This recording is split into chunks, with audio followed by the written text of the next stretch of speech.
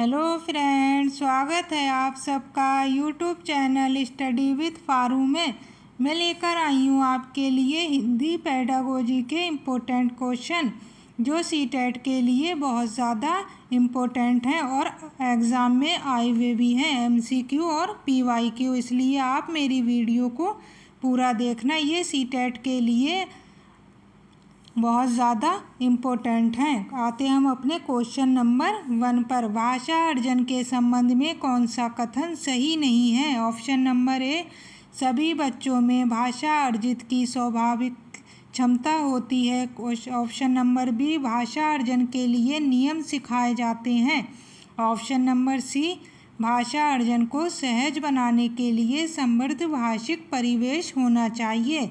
तो इसका आंसर है ऑप्शन नंबर बी, भाषा अर्जन के लिए कभी नियम नहीं सिखाए जाते हैं। अब आते हैं हम अपने क्वेश्चन नंबर 2 पर। एक शिक्षक दृष्टिबाधित छात्रों को अधिगम में किस विधि द्वारा मदद कर सकता है? दृश्य श्रव्य द्वारा, दृश्य द्वारा, फोन द्वारा या ये सभी? तो इसका आंसर है ऑप्शन नंबर बी, दृश्य द्वारा।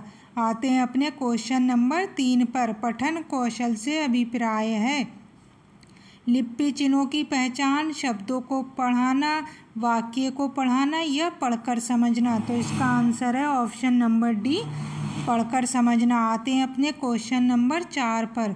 पठन पाठन के अंत में ऐसे अभ्यास एवं गतिविधियाँ हो जो हैं बच्चों को स्वयं कुछ करने और सीखने का अवसर प्रदान करें, केवल पाठ से ही संबंधित हैं, पाठ पर बिल्कुल आधारित ना हो, सरल भाषा वाले हों? तो इसका आंसर ऑप्शन नंबर डी, सरल भाषा वाले हों। क्वेश्चन नंबर आते हैं हम अपने इसका आंसर है ऑप्शन नंबर ए, बच्चों को स्वयं कुछ करके और सीखने का अवसर प्रदान करें, ये अवसर है।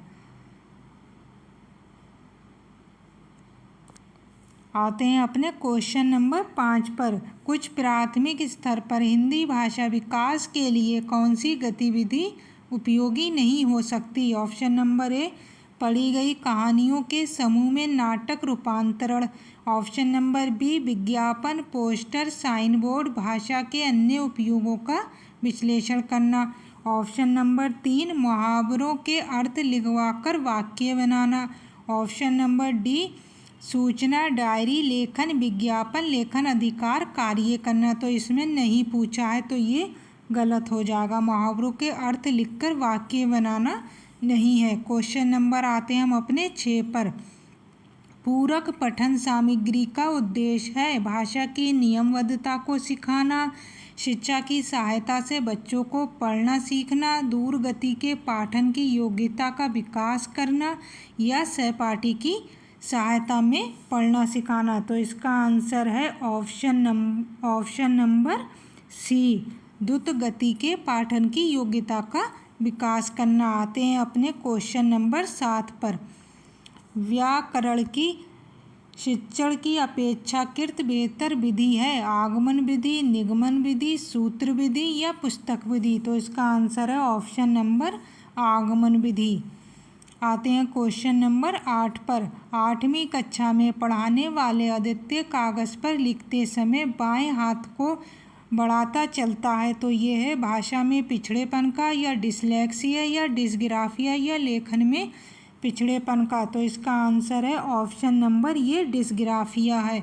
आते हैं अपने क्वेश्चन नंबर 9 पर। भाषा संबंधी मूल्यांकन है पाठ्य विशेष की भाषा का मूल्यांकन करना, बच्चों की भाषा प्रयोग संबंधी क्षमता का मूल्यांकन करना या बच्चों के वार्षिक नियम संबंधी ज्ञान का मूल्यांकन या पाठ्यक्रम विशेष की उपलब्धि समझी जानी चाहिए? तो इसका आंसर ऑप्शन नंबर बी, बच्चों की भाषा प्रयोग संबंधी क्षमता का मूल्यांकन करना चाहिए। आते हैं अपने क्वेश्चन नंबर 10 पर। ये हमारा लास्ट क्वेश्चन है। भाषा की कक्षा में मुद्रित समृद्धि परिवेश कैसे रचा जा सकता है? केवल विधि आकर्षण पुस्तक सजाकर, दीवारों पर केवल आकर्षण पोस्टर लगाकर या कहानी कविता के पोस्टर व बच्चों के कामों की कक्षा में प्रदर्शित करना या दीवारों पर और उपदेशात्मक बातें लिखकर? तो ये केवल वाला ये गलत, केवल वाला ये भी गलत। और ये उपदेश हम नहीं देंगे, ये भी गलत। इसका आंसर ऑप्शन नंबर सी, कहानी कविता के पोस्टर व बच्चों के कामों की रचना में प्रदर्शित करना। ये आपके इम्पोर्टेंट 10 क्वेश्चन थे सीटेट के लिए, जो बहुत ज़्यादा इम्पोर्टेंट हैं पेडागोजी के। आपको ये क्वेश्चन मेरे अच्छे लगे हो तो मेरे चैनल को सब्सक्राइब ज़रूर कीजिएगा।